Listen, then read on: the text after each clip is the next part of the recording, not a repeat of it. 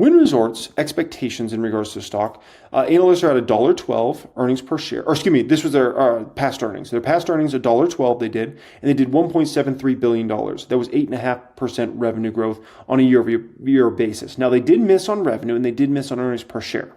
So there's something to keep in mind here, right? Now, if I look at their numbers, so this quarter they're about to report, they're expecting $1.10, and remember last quarter they did $1.12.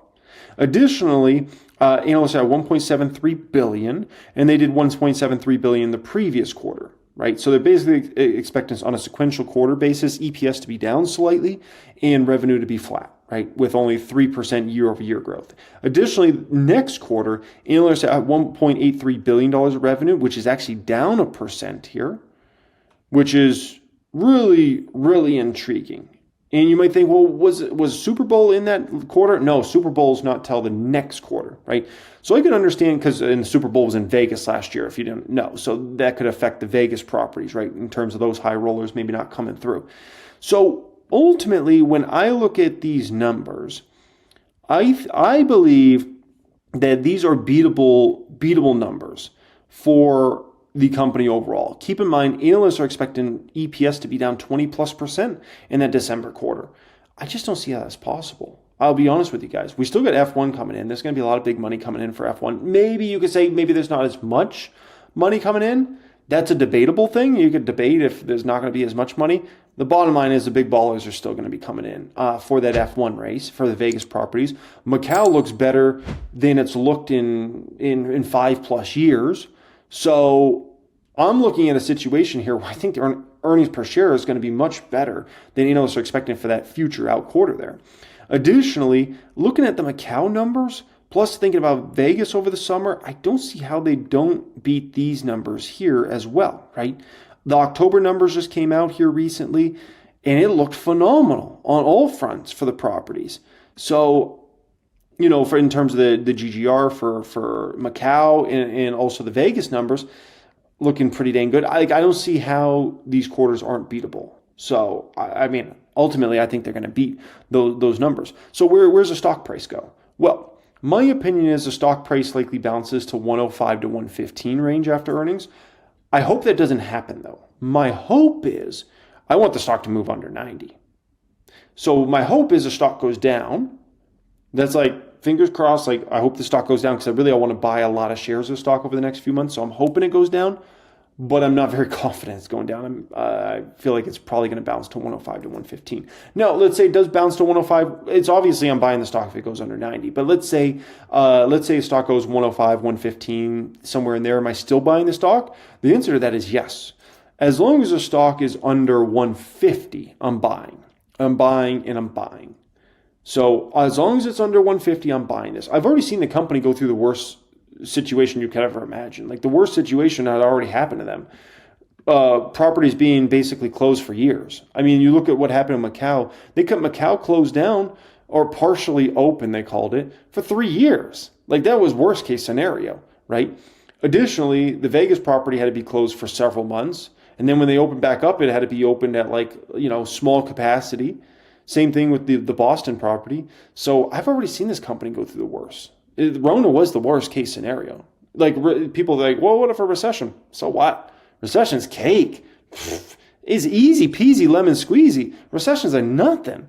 When you've been through Rona and you got to keep your properties closed for a long period of time or then partially opened for years, you take a recession any day over that. Anything's better than that. Anything, right? The bottom line is Wynn needs big ballers coming to their properties. And if the big ballers aren't allowed because their properties have to be closed for Rona, oh shoot, you ain't gonna make any money in that situation, right? Now, what do I see happening for Wynn stock as far as compounding annual growth rate? Makes me excited about this company? I'm not expecting massive revenue growth for this company moving forward. I'm expecting 5% in 2025, 5% in 2026 roughly, right? 15% in 2027 because that's going to be the Middle East property opening, so that's going to help out Wynn quite substantially there. And then 5% in 2028. As far as net income, they should get a little leverage in that bottom line over the coming years. So they should do 7% net income growth in 2025, 7% in 2026, 25% in 2027. That's going to be a huge help for the company where it's going to go from weighing on results and hurting the company's financial results to helping massively when that Middle East property opens, right? And then have them doing 7% net income growth in 2028.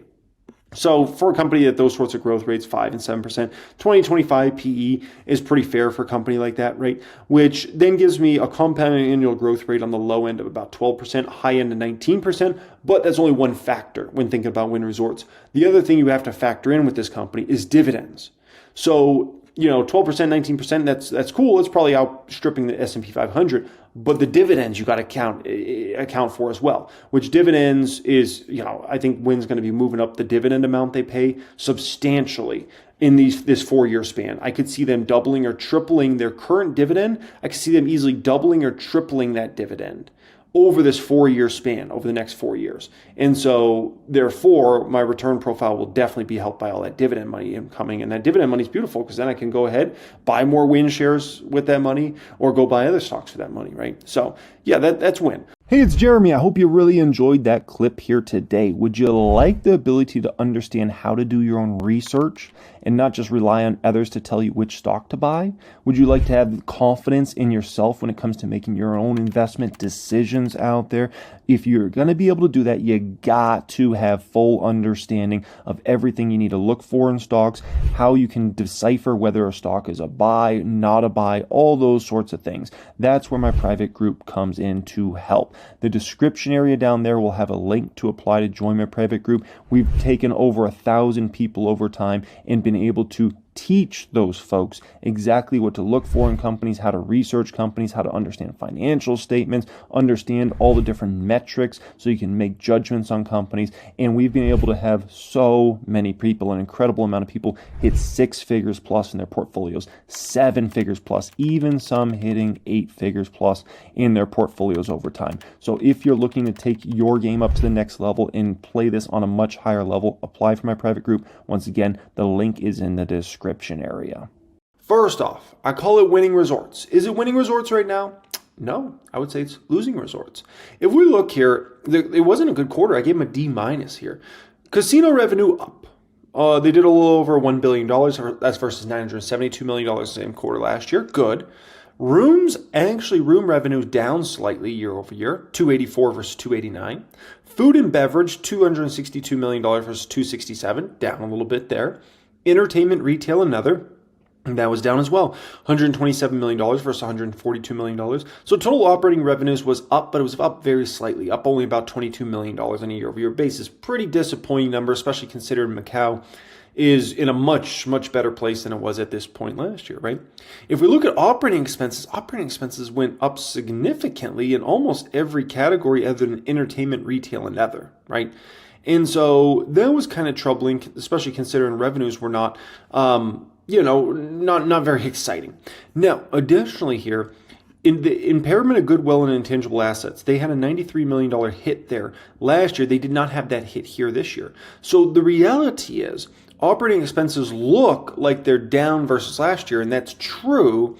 However, the only reason is because of this $94 million roughly hit there when it comes to impairment of goodwill and intangible assets. If it wasn't for that, operating expenses would be up quite significantly year over year. So operating income looks like it's way better, but add in that $93 million and it doesn't look nearly as good, right? So operating income went to $133 million versus $62 million. Once again, this because of more of a one-off, right? And if we look at net income of the company, as far as net loss was around $5.4 million in this particular quarter. So it was just not a good quarter for Wynn. They did not execute. They missed analyst expectations. It was disappointing. Very disappointing quarter for Wynn. However, this is where you as an investor have to look at this and you say, okay, quarter sucked. It was a D- quarter, right?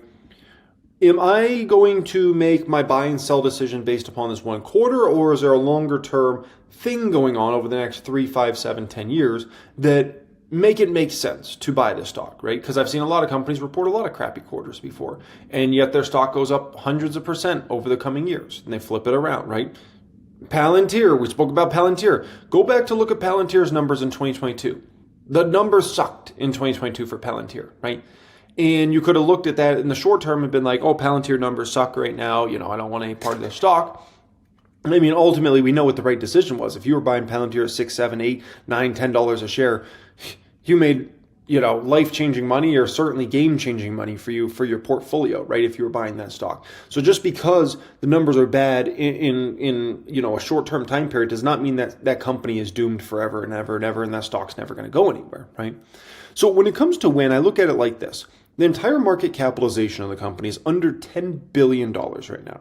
$10 billion. Now, keep in mind, the company does have a good amount of cash on the balance sheet. The company also has quite a bit of debt on the balance sheet as well. So it is something to factor in here. But as far as our stockholder equity, that's always usually very in the positive when it comes to Wynn Resorts, right? But the reason I thought this was important is I like to kind of think about Wynn in terms of the market cap versus what they have for properties. And if I was to build those same properties, right, how much would that cost me?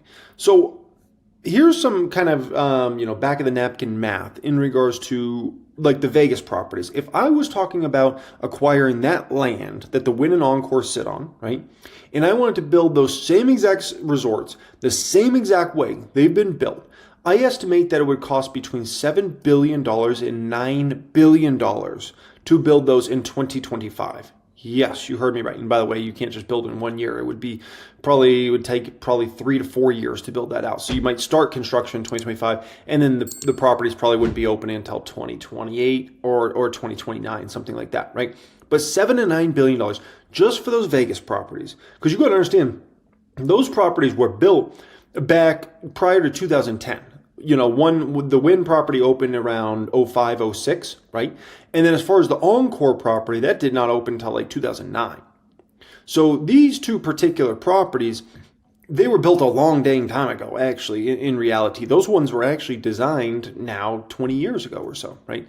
But think about that for a moment.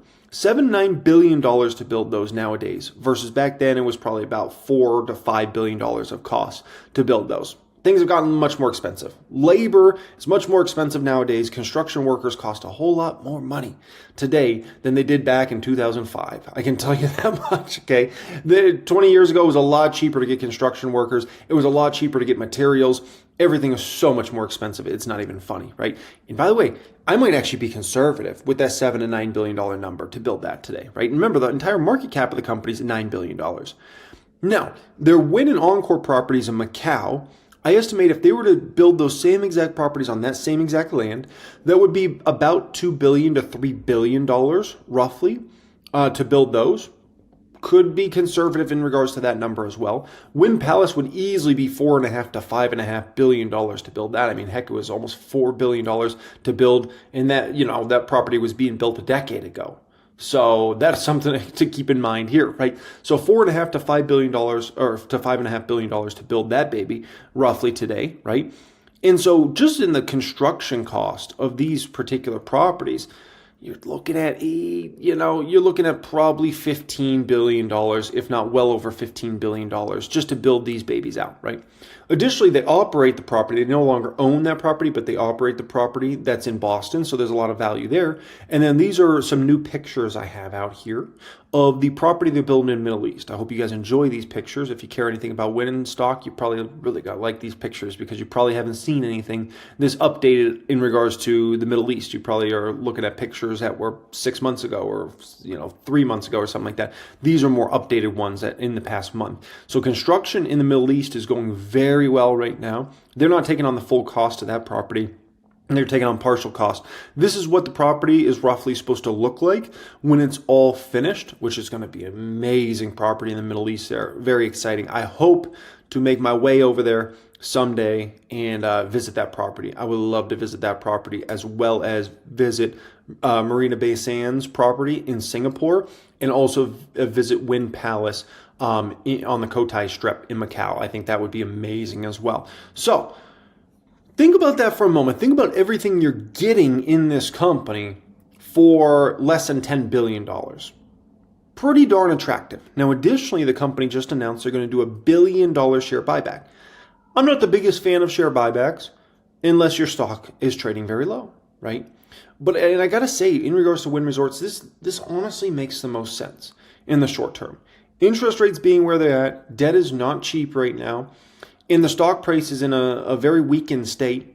I think it makes the most sense to do this buyback right now because I do not believe Wynn is going to be able to buy shares back under $100 in future years.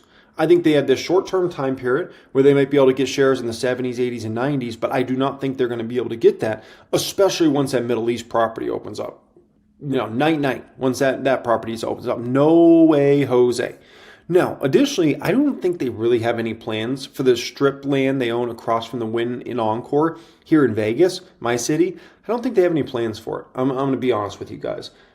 And so therefore, that I don't see them putting a bunch of money to build another resort tower right there, because we've had too much inventory come online recently, especially on the north end of the strip, that it doesn't make sense to build out another property right now. You had Fontainebleau open, right? You had Resorts World open, and then they're building out another property right now next to Fontainebleau. And so to me, it does not make sense for Wynn to build another tower there right now. It doesn't make sense. There's too much inventories come online, and especially that north end of the strip. So if I was Wynn, I believe that land has appreciated greatly since they bought it many years ago, which, they bought that when Steve Wynn was still with the company, and they paid $300-something million for it. My personal belief is they could easily command $500 million to $1 billion if they sold that piece of land off, which would basically finance this entire share buyback they have, right? That land is primo spot. Right behind this piece of land, you have the Trump building. Right kind of kitty corner to it over there, you have the Fashion Show Mall.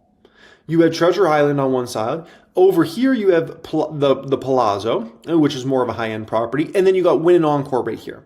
Over a little to your left, you have Resorts World, which is, a pretty impressive property. And then a little further down, you got Fontainebleau, and you got the new towers they're building out there.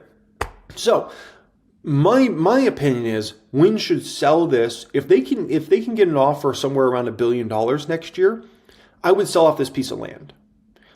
And I don't see why they couldn't potentially get a very high dollar offer, considering all the attraction to that north end of the strip, right? And I think somebody might make an intelligent decision going ahead and buying that off of Wynn, figuring that interest rates will probably go down 26, 27. And then when you go to finance the cost of building that property, you can probably finance it at much, much lower rates than where you're at right now. So that's my belief. But the moral of the story is I don't think they're going to do anything with that land anytime soon, other than potentially sell it. And so might as well use it for a share buyback. Then there's a New York City opportunity, which is a very costly endeavor if they want to go in this. The more time's ticking on here, the more I'm like, I don't think this is going to happen. I think there's only like a 20% chance of this going through. And it sounds great, right? A premier resort in Manhattan, like the room rates, I think they would be able to get $1,000 plus a night room rates for that property in Manhattan. And for like the most basic level room, I'm talking $1,000 plus a night for the most basic level room, if not $1,500 to $2,000 a night for the most basic rooms. And we're talking easily $5K, $10K, $20K a night for just decent suites. And then they could have some, high roller suites that they could probably command $50,000 to $100,000 a night. This is Manhattan we're talking about. The prices are at a whole different level when it comes to Manhattan. I stayed at the Plaza I stayed at two different hotels when I was in New York City. One was a Knickerbocker, it was called. That was like $500 a night. The Plaza, I stayed there. I didn't even think it was all that. $1,500 a night. So do you know what a Wynn hotel would be able to command? I think they'd be able to command at least Plaza prices, if not above Plaza pricing. It'd be crazy, but I don't think this is going to happen. I don't think it's going to happen. New York City, they want too much. The problem is Wynn knows their worth, right? But New York City also knows their worth, and so at the end of the day, I think it's going to be too complicated. The unions are a mess. And so I just have a lot of doubts about this project ever happening, just to be quite frank with you guys. And so therefore, if you're not going to be spending on New York City, well, that opens up a lot of capital to you for maybe doing a share buyback here, since that's probably not happening either, right? And then there could be potential Asia plays on other markets in the Asia region that they could potentially do properties, but we don't know about that. That's all up in the air. So at the end of the day, I don't think Wynn's really going to be doing anything. They're going to be renovating the Encore property here. I think that's going to be like a $300 million spend there. But I don't really see them doing anything with this money here in the short term, other than they're just kind of continue to build out that Middle East property. And so there's probably not a lot of construction going on for Wynn outside of the Middle East for the next at least probably 2 or 3 years. And if that's the situation, why not go ahead and do a big buyback, right? So here's the deal. Wynn's going to buy back a ton of shares under $100. I'm going to also buy shares under $100, right? And so here's some prices to keep in mind in regards to Wynn Resorts. If you ever get the stock under $70, you load the boat. You load the flip and flapjack and boat if you can ever get it under 70. Now, around $70 to about $100, roughly, you buy the stock heavy. And that's kind of where we're at right now, right? The stock's trading 80 something.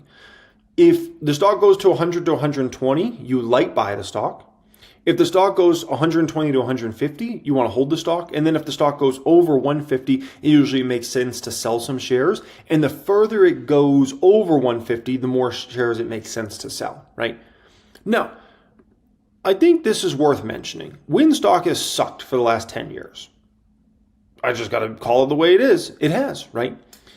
And first off, I don't see that happening over this next 10-year span. I think it's going to be smooth sailing over this next 10 year. You can't throw all the things that have been thrown at Wynn in the last 10 years at it again. Like, those were special situations. One, we had a massive China crackdown that significantly hurt Wynn Resorts because their VIP business, they were doing so much business with such a high end, and China had this huge crackdown on the VIP business, and it devastated Wynn, right? And that's why that stock crashed right here, right?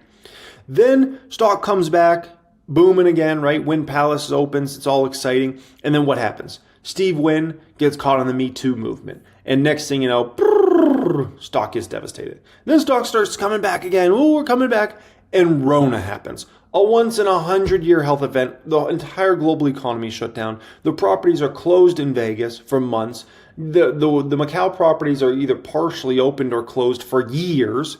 It was the worst situation you could ever imagine. Like, you would take a recession any day over having your properties closed. You flip them at flapjacks. And then company starts coming back and you get hit with the highest interest rate, the highest Fed funds rate in literally decades, right? You're not going to have that ridiculous hurricane thrown at you again. And so I think this next 10 years for the company is smooth sailing compared to the last 10 years, right? But it's very easy to look at this company and say, especially if you're an inexperienced investor, right? You're kind of newer to the markets. It's easy to look at the stock and be like, oh, the stock has sucked for 10 years. It's going to continue to suck for the next 10 years, right? And I can understand that, especially if you're newer to the market, you're not very experienced. But the thing you got to understand is stocks can suck for a long time. Today in the public count, I'm sitting on a $771,000 gain in Meta stock, right? And Meta was caught in the hurricane for a long dang time. And it was a bum stock. And it sucked for years. Look at this. This is a chart of Meta. If you bought this stock going into 2016, right? You buy it in January, February 2016, right? Oh, I'm bullish on Meta. They're going to do this and do that. All 2016 passes, 2017 passes, 2018 passes, 2019 passes, 2020 passes, 2021 passes. By the end of 2022, you were down on your investment.